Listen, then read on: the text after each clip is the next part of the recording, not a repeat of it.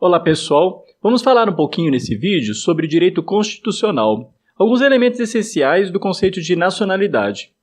Este vídeo foi um pedido de alguns amigos que viram o que eu estava estudando para um concurso público, e achavam interessante a forma como eu estava abordando o tema, então eu pensei que seria útil também para outras pessoas, por isso eu estou gravando esse vídeo. Então vamos lá. Em primeiro lugar, o que é nacionalidade? Nacionalidade é o vínculo político-jurídico que identifica uma pessoa como sendo integrante do conceito de povo. Mas aqui a gente tem que tomar cuidado com a diferenciação que a gente faz entre povo e cidadão. Cidadão é aquele que tem o livre exercício dos direitos políticos. Então, ou seja, é um pressuposto para ser cidadão você ser primeiro povo de um determinado estado. A nacionalidade ela é um pressuposto para o exercício da cidadania. Eu tenho dois tipos de nacionalidade. A nacionalidade originária, que identifica o indivíduo como sendo nato de um estado. E eu tenho também a nacionalidade derivada, secundária, também chamada de adquirida. A nacionalidade originária, ela é, em regra, involuntária e unilateral. O que significa isso? A nacionalidade ela é definida na data do nascimento pelo Estado. Ou seja, não é uma opção da pessoa, Você imagina uma criança, um recém-nascido, ter que optar pela sua nacionalidade. Não, a nacionalidade, nesse caso, ela é involuntária e unilateral porque parte do Estado.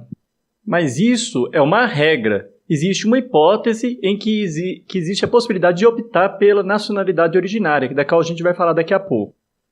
Existem dois critérios para a definição desse tipo de nacionalidade, o ius solis e o ius sanguinis.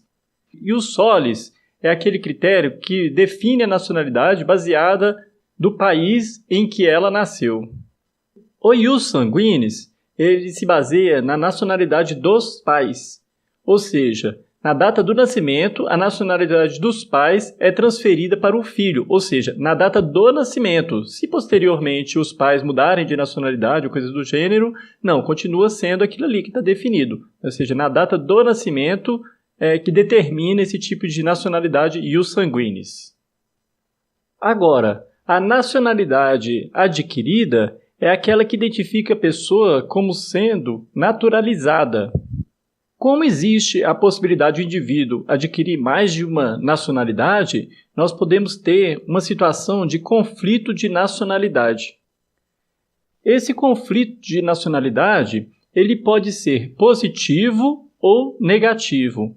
O que seria o conflito positivo de nacionalidade? Seria aquele no qual a pessoa tem mais de uma nacionalidade. É o chamado polipátrida. E o conflito negativo seria aquele em que a pessoa é apátrida, ou seja, que não teria nenhuma nacionalidade. Isso é um problema. Essa situação é uma violação da Declaração Universal dos Direitos Humanos. Então, não é uma situação aceitável. Ao contrário do conflito positivo, que não tem um problema a pessoa ter mais de uma nacionalidade. Detalhando um pouquinho mais, quem é brasileiro nato no Brasil? Como nós dissemos, tem os dois critérios.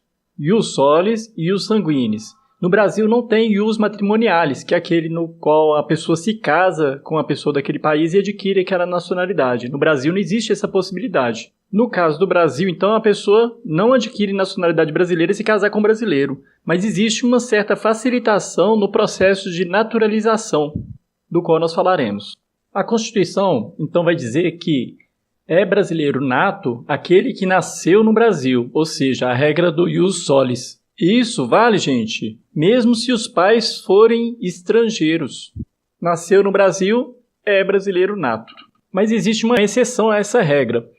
Se um dos pais estiver a serviço do seu país de origem, sendo ambos estrangeiros, então, nesse caso, a criança não é considerada brasileiro nato. Mas aí, nesse caso, tem que ser os dois estrangeiros. Porque se um dos pais for brasileiro, nesse caso, a criança ela é brasileira. Então, as três hipóteses são: os dois forem estrangeiros, estiverem, por exemplo, a passeio aqui. Vamos supor que dois franceses estão a passeio no Brasil. E aqui eles tiveram um filho. Esse filho é brasileiro nato.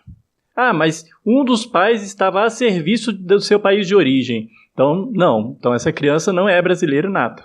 Agora, se um dos pais for brasileiro, vamos supor que é um estrangeiro, um francês, chegou aqui, se casou com uma brasileira, ou se conheceu e teve o filho de uma brasileira, não precisa ter se casado, né? Teve o filho com uma brasileira, essa criança é brasileiro nato. Então, são 3 hipóteses nesse sentido. Agora, em relação à regra ius sanguinis, ela se baseia na seguinte situação. Uma criança, filho de pai ou mãe brasileiros, nasceu lá no estrangeiro. Nesse caso, ela é uma brasileira nata. Por quê? Porque ela teve pai ou mãe estrangeiro que estava no estrangeiro, né? Então, segundo a regra do ius sanguinis, ela é considerada brasileiro nato. Pode ser pai ou mãe, não precisa ser os dois. E um peguinho interessante aqui é em relação, por exemplo, se tiver um pai ou mãe brasileiro que é naturalizado e não nato. O filho que nasceu lá no estrangeiro, ele vai ser considerado brasileiro nato, mesmo os pais dele sendo naturalizados. Olha que interessante, né? Então, um filho de um pai ou mãe brasileiro naturalizado pode se tornar um brasileiro nato. Critérios. Um dos pais tem que estar a serviço da República Federativa do Brasil.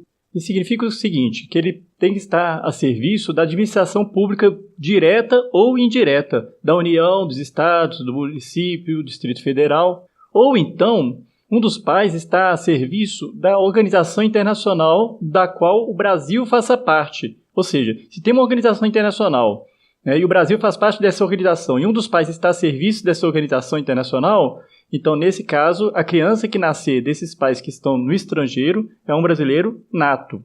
Agora, tem a segunda também, o segundo critério, que seria o seguinte, se eles fizerem o registro no órgão competente, por exemplo, uma embaixada brasileira no estrangeiro. E o último critério é a nacionalidade potestativa, ou seja, aquela hipótese em que a pessoa opta pela nacionalidade brasileira. É a exceção daquela regra da qual eu falei lá no início. Ou seja, nesse momento existe então a possibilidade de optar pela nacionalidade brasileira, mas é seguindo aquele critério, né? Filho de pai ou mãe brasileiro, nascido no estrangeiro. E como é que seria feita essa opção, né, por essa pessoa que nasceu no estrangeiro, filho de pai ou mãe brasileiro? É da seguinte maneira, ela tem que fazer uma ação judicial, ação que vai tramitar no âmbito de competência da Justiça Federal. E ao final vai ter uma sentença. E a partir dessa sentença você vai ter a declaração da nacionalidade do indivíduo. E essa sentença ela vai ter um efeito ex tunc, ou seja, ela tem um efeito retroativo à data de nascimento dela. Vamos supor que tem uma pessoa que cometeu um crime lá em algum estado dos Estados Unidos, onde tem pena de morte, por exemplo. Ele é filho de um dos pais brasileiros e nasceu lá nos Estados Unidos. Aí ele vai optar pela nacionalidade brasileira. Ao optar pela nacionalidade brasileira e tendo a sentença ex tunc, mesmo ele tendo cometido um crime lá, ele não vai sofrer a pena de morte. Se ele, por exemplo, vier para o Brasil. Porque os Estados Unidos não vai conseguir extraditar essa pessoa. Por quê? Porque não se extradita um brasileiro nato. Essa é a regra. Não existe extradição de brasileiro nato, mesmo que ele seja nato lá do país de origem. Mas essa opção ela só pode ser feita a partir do momento que a pessoa adquiriu a maioridade no país estrangeiro. Então, ela tem um caráter personalíssimo. Além disso, ela tem que ter fixado residência no Brasil.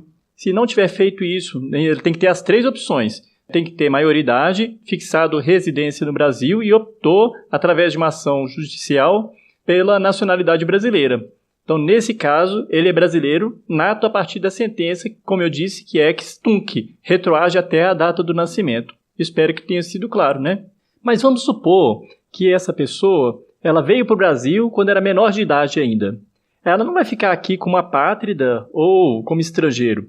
Ela fica caracterizada como brasileiro nato até atingir a maioridade, quando ela vai poder optar pela nacionalidade brasileira e ser brasileiro nato definitivamente.